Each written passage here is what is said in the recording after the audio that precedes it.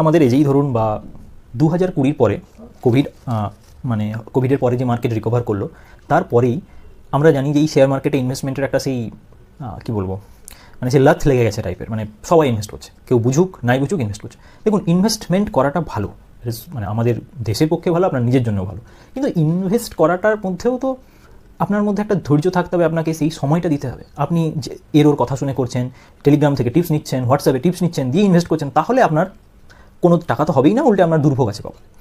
কিন্তু এখান থেকে বাঁচার একটা উপায় হচ্ছে যে আপনাকে মার্কেটকে সময় দিতে হবে। মানে মানে ধরুন, আমি সময় দেওয়া এইভাবে বলছি যে জেনারেল ইকুইটি মার্কেটে যদি আপনি কোনো ইকুইটি মার্কেট, মানে আপনি ডাইরেক্ট স্টকে লাগাচ্ছেন বা কোনো ইকুইটি মিউচুয়াল ফান্ডে লাগাচ্ছেন, তাহলে সেক্ষেত্রে আপনাকে মিনিমাম 5 বছরের একটা টাইম ফ্রেম নিয়ে আসতে হবে। আপনি এখনও অবধি আপনাকে আমি চ্যালেঞ্জ করছি, একজনকে দেখাতে পারবেন না যে আপনার ইকুইটি ফান্ডে ইনভেস্ট করেছে টানা 10 বছর, সে নেগেটিভ নয় 10% অ্যানুয়াল রিটার্নের নিচে সে রিটার্ন পেয়েছে। It is not possible.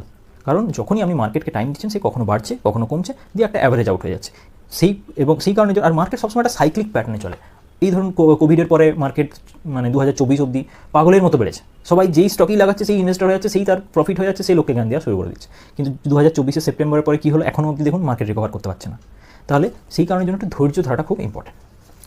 এবারে আমি আরেকটা পয়েন্ট আপনাদেরকে বলে আমি আর কয়েকটা ফাইনাল কথা বলবো। যে অনেকেরই এরকম আছে যে শেয়ার মার্কেটে এমন হিউজ পরিমাণ লস করে ফেলেছেন, ধরুন কেউ 50 লাখ টাকা সামহাও কোনোভাবে জোগাড় করে হয়তো আমি ইনভেস্ট করেছিলেন, সেখান থেকে হয়তো 10 লাখ টাকা পড়ে আছে, তার 80% বা 40 লাখ লস হয়ে গেছে। তো তিনি যদি এখন ভাবেন যে আমি কীভাবে রিকভার করব, আমি বলবো দেখুন, এই পরিমাণ লস আপনি শেয়ার মার্কেট থেকে মানে রিকভার করা ইটস ভেরি ডিফিকাল্ট। বেস্ট উপায়, আপনি অ্যাক্টিভ ইনকামে মন দিন। হয় আপনার যদি চাকরি থাকে, চাকরিতে মন দিন। যেই সময়টা ওই ট্রেডিংয়ে শেয়ার মার্কেট দেখতে কাজে নষ্ট করেছেন, সেই সময়টা আপনি কোনো সাইড হাসেল করুন, সেখান থেকে আপনি ক্যাপিটাল জোগাড় করুন, নিজের সময় বেচে, শ্রম বেচে টাকা আনুন, তারপরে সেটা একটা সঠিক জায়গায় ইনভেস্ট করুন, আপনি অনেক বেটার রিটার্ন জেনারেট করতে পারবেন।